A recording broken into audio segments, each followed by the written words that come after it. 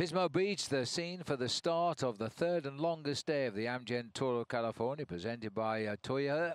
And looking at the waves here, this Pismo Beach epitomizes the wine and the waves. It's a classic image of California to the visitor. As we look out across the finishing line here, this is Morro Rock in Morro Bay, where we're destined today after a ride of 119.6 miles. It's still a commercial fishing town. The rollout from Pismo Beach and the crowd welcoming the riders and now sending them on the way as they go out onto the highway. And immediately, Paul, there was an attack. It didn't take very long. As soon as the neutral light was pulled out of the race preceding car, the attacks went thick and fast, and the first man out was the Jelly Belly rider, Ben Wolf. He tried the move 2 days earlier in Sacramento, but quickly joined by 4 other riders. The breakaway of the day was on. Back in the main peloton, leading this race by 2 seconds overall after his win yesterday, Rafa Micah. The green points jersey being worn by Marcel Kittel, the rider who won the opening stage in Sacramento. Peter Sagan, though, in the World Champions jersey, had said before the start that he wasn't too interested in using his team to try and get himself the stage victory. They were more concerned about holding on to the overall lead.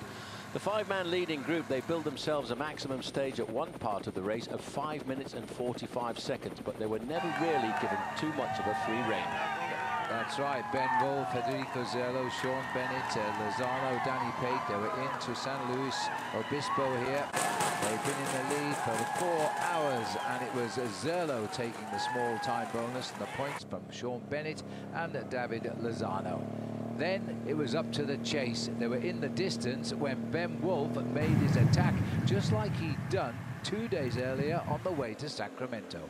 Yeah, so that was a very brave move. Three riders who had survived from that breakaway were picked up by the main field, which was pretty much being controlled by a number of riders of the teams of the sprinters. He was caught a little bit further down the road before they swung off the Cabrillo Highway and headed down towards the beach.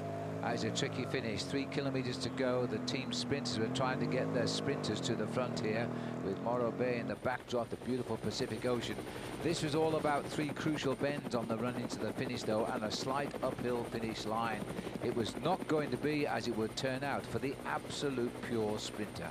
No, Marcel Kittel seemed to be a long way down, but so too did Peter Sagan as they faced up to the final swing, going a right-hand bend, and then it was going to be a long drag up towards the finish. Not an ideal approach to the finishing line for a number of the top sprinters in the world. Team Katusha with the big K on the back, so that they are putting all their hats on Alexander Kristoff, who said he thought he could win there, but when it came to the slight uphill finish, it wasn't to be Kristoff at all. Yes, the big sprinters were trying to break in, but this long uphill climb was going to favour the man in the white jersey, the world champion, Peter Sagan, diving for wheels all of the way. On the left of the picture, it was Kristoff's team trying to take him home. There was a run by Taylor Phinney in the lime green jersey, but the world champion came over the top of them all and made it look as though they were standing still.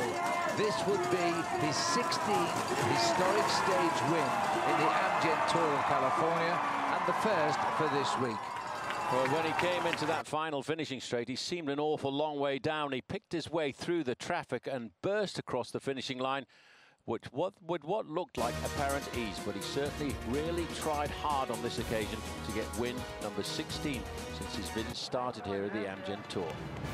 Congratulated there by the winner in Sacramento, Marcel Kittel, and then he gave us a demonstration of his bike riding skills, the world champion for the past 2 years. No change overall. It's Sagan's teammate here, Rafa Micah, who keeps the yellow jersey as race leader.